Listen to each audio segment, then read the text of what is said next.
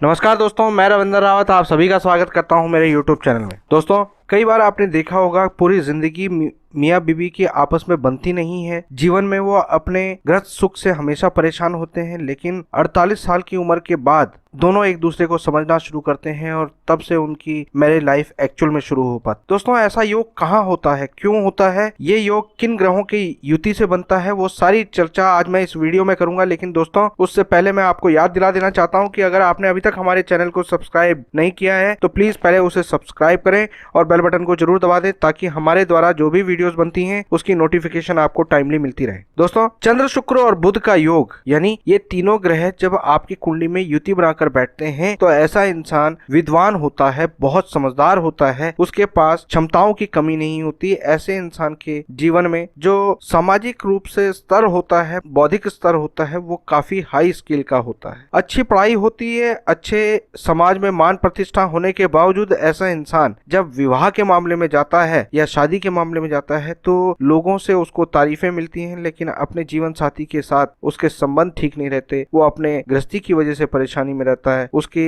गृहस्थी का सुख उसको नहीं मिल पाता। जब उसकी उम्र जवानी की दहलीज को छोड़ चुकी होती है, अधेड़ उम्र क्रॉस करके वो 48 की आयु में पहुंच चुका होता है, तब उसके जीवन में परिवर्तन आना शुरू होता है। मियाँ बीवी के बीच में जो मिसअंडरस्टैंडिंग होती है वो धीरे धीरे कम होनी शुरू हो जाती है, एक दूसरे को समझना शुरू होते हैं और वहां पर उसकी मैरिज लाइफ एक्चुअल में शुरू हो पाती। ऐसी जो स्त्रियां होती हैं उनको 34 की उम्र के बाद अपने जीवन का सुख प्राप्त हो पाता है, उससे पहले उनका जीवन दुखी ही रहता है। दोस्तों, जब ये कुंडली में योग होता है तो अगर ऐसे इंसान का छोटी उम्र में ही विवाह हो जाए तो माता और भाइयों के लिए बहुत ज्यादा नेगेटिव हो जाता है, उनके साथ संबंधों के लिए खराबी हो जाती है, उनके साथ वैचारिक मतभेद बहुत ज्यादा पैदा हो जाते हैं और जैसे जैसे उम्र बढ़ती जाती है वैसे वैसे धन की कमी और भाइयों से दूरी ये बन जाती। दोस्तों, ये युति आपके सरकारी नौकरी में भी बाधक बनती। अगर आप व्यापारिक क्षेत्र में हैं तो वहां पर भी ये मंदा असर करती है। दोस्तों, इस योग में इंसान का सूर्य और शुक्र ये दोनों ही फल नीच हो जाते, यानी चंद्र, शुक्र और बुध की युति में कुंडली में सूर्य की जो भी अपनी प्रॉपर्टीज हैं, जो भी अपनी गुणवत्ता है वो खो जाती है और शुक्र भी अपना नेगेटिव प्रभाव देना शुरू कर देते हैं। यानी इनसे जुड़ी जो भी चीजें होती हैं वो अब आपको शुभ नहीं मिल पाती, वो आपके लिए बेहद खराबी का सबब बन जाता। सूर्य की खराबी से सेहत यहाँ पर खराब होती है, सामाजिक आपकी मान प्रतिष्ठा खराब होती है, और जब बात करते हैं शुक्र की तो इससे आपकी गृहस्थी खराब होती है, यानी आपको सामाजिक मान प्रतिष्ठा और आपको गृहस्थी दोनों के सुख में कमी को फेस करना पड़ता है। दोस्तों, ये कुंडली के अगर पहले घर में हो तो सेहत को बहुत ज्यादा नुकसान पहुंचाता है, जीवन में डाउनफॉल की स्थिति होती है और इंसान अपने सेल्फ कॉन्फिडेंस को बिल्कुल टूटा हुआ महसूस करता है। जब कुंडली के ये सेकंड हाउस में होता है तो ऐसे में ये युति आपके जीवन में आपके ससुराल और आपकी वाइफ के साथ संबंध बहुत अच्छे नहीं रहते। जमीन जायदाद या पैसे के झगड़े के कारण आपके जीवन साथी के साथ संबंध बहुत ज्यादा खराब हो जाते हैं। जब ये कुंडली के थर्ड हाउस में हो तो ऐसे में आपके घर में स्त्री के द्वारा धन हानि, चोरी, इस तरह का नुकसान होता है। दोस्तों, कुंडली के चौथे घर में हो तो ये यहाँ पर शुभ होता है, आपको आयु लंबी देता है। कुंडली के पांचवें घर में ये शरीर के लिए थोड़ा सा नुकसानदायक हो जाता है, आपकी आयु के लिए नुकसानदायक हो जाता है। कुंडली में यही योग जब आपके कुंडली के छठे घर में होता है तो ये परिश्रम से आगे बढ़ने वाला होता है। यहाँ पर ये युति ये बोलती है कि आप किसी भी तरह के नशे या किसी तरह की आदत से बचने की कोशिश करें तो आपके लिए ये बेहतर होता है। दोस्तों, इस युति को अगर हम 7th हाउस में देखते हैं तो ये योग जीवन साथी के, खासकर स्त्री के 34 साल तक गर्भ की संबंधित परेशानी देता है, संतान पैदा होने में दिक्कत देता है। जब ये कुंडली के 8th हाउस में होता है तो आयु के लिए दिक्कत देता है। 9th हाउस में होता है तो वहां पर भी ये आपके सामाजिक मान प्रतिष्ठा के लिए परेशानी करता है। जब 9th हाउस में हो तो वहां पर जीवन में जो बड़ों की तरफ से आपको सपोर्ट मिलना चाहिए उसमें परेशानी आती है। समाज में आपके द्वारा कोई ऐसी गलती होती है जिसके कारण आपके बड़े बुजुर्ग लज्जित होते हैं, संतान में देरी हो जाती है और जो बड़े बुजुर्गों को मान सम्मान होता है उसको कहीं ना कहीं आपके द्वारा आघात पहुंचता है। दोस्तों, कुंडली में ये जब 10th हाउस में होता है तो आपके व्यापारिक क्षेत्र के लिए, आपके कर्म क्षेत्र के लिए काफी परेशानी पैदा करता है। अनस्टेबिलिटी यहाँ पर देता है। आपकी बौद्धिक क्षमता होने के बावजूद, आपके कैपेबिलिटी होने के बावजूद आपको लोगों के द्वारा या सीनियर्स के द्वारा अनदेखा किया जाता है, वही आपके जीवन में फ्रस्ट्रेशन का कारण बनता है। दोस्तों, जब ये कुंडली के 10वें घर में योग बनता है तो इससे रोजगार में में बहुत ज़्यादा परेशानियां आती हैं। अच्छी काबिलियत होने के बावजूद रोटी रोटी के लिए तरसना पड़ता है। यहाँ पर अगर आप इस ग्रह के उपाय ना करें, इस युति के उपाय ना करें तो आपके लिए बहुत ज़्यादा प्रॉब्लम क्रिएट होती है। दोस्तों, कुंडली के 11th हाउस में ये योग संतान के लिए काफी परेशानी पैदा कर देता है। वंश को बढ़ाने में दिक्कत आती है। 34 साल से पहले स्त्री के लिए और 48 साल से पहले पुरुष के लिए ये योग संतान की दृष्टि से बहुत ज्यादा रुकावट का कारण बनता है। ऐसे इंसान की हमेशा इच्छा होती है, जिस चीज की इच्छा होती है वही चीज उसको उससे दूर होती हुई नजर आती है। ऐसे इंसान का बहुत ज्यादा रुझान होता है कि वो समय से अपने बच्चे पाले, लेकिन ये योग उसी चीज में उनको देरी दे देता है। दोस्तों, जब कुंडली के 12वें घर में बात करते हैं तो 12वें घर में ये योग आपके पास अपनी बुद्धि बहुत अच्छी होने के बावजूद आप अपनी बुद्धि को प्रयोग नहीं कर पाते हैं। दूसरों के दर्द को सुनना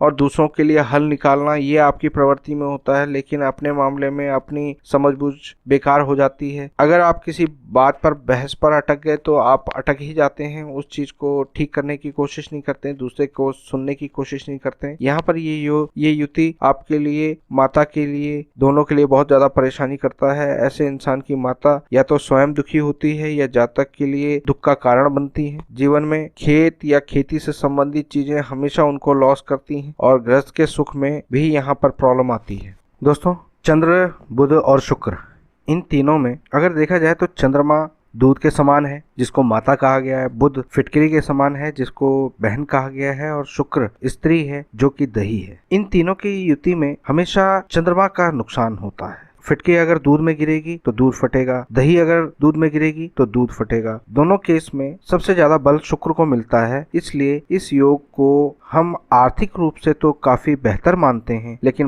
मानसिक रूप से ये कहीं ना कहीं परेशानी पैदा करता है। घर के अंदर स्त्रियों के झगड़े को ये पैदा करता है, त्वचा से संबंधित परेशानियों को पैदा करता है। लेकिन ज्यादातर आर्थिक स्थिति अगर किसी की ठीक हो, मन की इच्छाओं के अनुसार सुख साधनों का, व्यापार का, दुनियावी हिसाब किताब का, जीवन साथी का, गृहस्थी का अगर सुख मिल रहा हो तो चंद्रमा जो कि मन है उसको समझाया जा सकता है, उसको काफी हद तक कंट्रोल किया जा सकता है। दोस्तों, चंद्रमा के बिना इन दोनों का कोई वजूद नहीं है, लेकिन जब भौतिक सुख की बात करते हैं तो बुध और शुक्र को स्ट्रांग होना जरूरी है। यहाँ पर चंद्रमा की जो नेगेटिव घर होते हैं, चंद्रमा जहाँ पर कमजोर होता है, जिन घरों में ये नेगेटिव प्रभाव देता है, उन घरों में इस योग का आपको नेगेटिव फल मिल सकता है। दोस्तों, चंद्र, शुक्र और बुध की युति में अगर चंद्रमा आपके अशुभ घरों में हो, मंदे घरों में हो, यानी 6, 8, 10, 11, 12 में हो, तो ऐसे में आप शिव आराधना करें, शिव की पूजा करें, शिव का अभिषेक करें, तो उससे आपको लाभ प्राप्त होता है। इसी प्रकार से अगर यहाँ पर आपको ये महसूस होता है कि कहीं मंगल की खराबी भी नजर आ रही है, यानी ये योग आपके कुंडली में पहले घर में हो, तीसरे घर में हो, 8वें घर में हो या 10वें 11वें घर में हो, तो ऐसे में गायत्री मंत्रों के जप करना आपके लिए शुभ फलदायी होता है। इसी प्रकार से दोस्तों, अगर राहु कुंडली में दूषित हो रहा हो, आपको लक्षण ये महसूस हो रहे हो कि गृहस्थी के हालात खराब हैं, इलेक्ट्रॉनिक्स गैजेट्स आपके बार बार खराब हो रहे हैं, ससुराल के साथ संबंध खराब हो रहे हैं, तो कन्यादान के करने से आपको यहाँ पर शुभ प्रभाव मिलेगा। जब मौका मिले, किसी कन्या की शादी हो रही हो तो वहाँ पर अपनी तरफ से क्षमता अनुसार कन्यादान करें। अगर कहीं पर फिजिकली आप कन्यादान कर सकते हैं, यानी आपके द्वारा कन्या का दान हो, तो वो भी आपके लिए बहुत शुभ होगा। मान लीजिए दोस्तों, अगर केतु की खराबी बहुत ज़्यादा आ रही है, यहाँ पर पुत्र संतान की दिक्कत आ रही है, कमर पैरों की तकलीफ आपको आ रही है, गुप्त चिंताएं आपको बहुत ज़्यादा नुकसान दे रहे हैं, तो ऐसे में आप एक गाय बछड़े समेत दान करते हैं तो उससे आपको लाभ मिलता है। दोस्तों, जब लगे आपका व्यापारिक पक्ष बहुत ज़्यादा कमज़ोर हो रहा है, व्यापार में आपको बिल्कुल सफलता नहीं मिल पा रही है, तो ऐसे में दोस्तों, जब भी आपके घर में व्यापारिक प्रॉब्लम आ रही है, आपके सामाजिक मान प्रतिष्ठा कमज़ोर हो रही है, व्यापार बड़ी कोशिशों के बाद भी आपका पनप नहीं पा रहा, तो जब आप कन्या की शादी करोगे तो उस समय पर दुर्गा पाठ अवश्य करवाएं। दुर्गा सप्तशती का पाठ अगर आप करवाते हैं तो उससे आपको फ़ायदा मिलता है।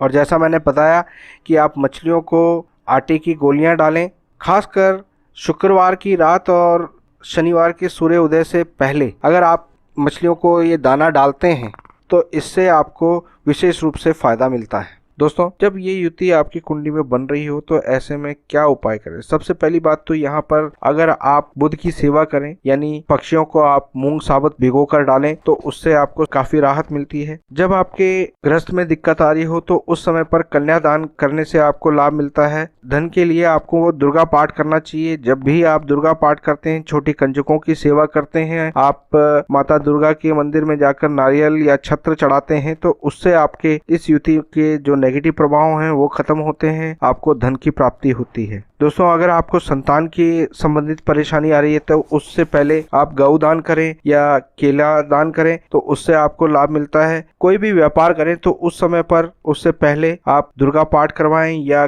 कन्यादान करते हैं तो उससे आपको लाभ मिलता है। आपकी अपनी समझदारी के लिए, दुनियावी हिसाब किताब ठीक रखने के लिए और अपनी बीमारियों को दूर रखने के लिए आप बुध के उपाय करें। आप तोते की सेवा करें तो उससे आपको लाभ मिलता है। तोता खरीद कर उसको आजाद कर दें तो इससे आपको लाभ मिलता है। काले रंग की मछलियों को आप आटे की गोलियां बनाकर डालते हैं तो उससे भी आपको बहुत फायदा मिलता है। तो दोस्तों, आज इस वीडियो में मैंने आपको बताया कि चंद्र, शुक्र और बुध की युति का आपके जीवन पर क्या प्रभाव पड़ता है। उम्मीद करता हूं कि ये वीडियो आपको पसंद आई होगी। किसी भी तरह का और कोई सवाल हो, डाउट हो तो आप हमें कमेंट बॉक्स में लिख सकते हैं। ये वीडियो पसंद आई हो तो लाइक और शेयर करना ना भूलें। फिलहाल मैं अपनी वाणी को विराम देता हूँ। नमस्कार।